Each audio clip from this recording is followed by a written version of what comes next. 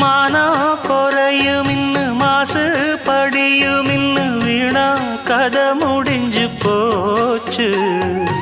ஈசான மூலையில லேசான பள்ளி சத்தம் மாமன் பேர சொல்லி பேசுது. ஆறாத சோகந்தன்ன தீராம சேர்த்து வச்சு ஊரும் சேர்ந்து என்ன ஏசுது. மாமா மாமா உன்னத்தானே எண்ணி நானும் நாளும் தவித்தேனே. கூண்டுக்குள்ள என்ன வச்சு கூடி நின்ன ஊற விட்டு கூண்டுக்குள்ள போனதென்ன கோலக்கிளி.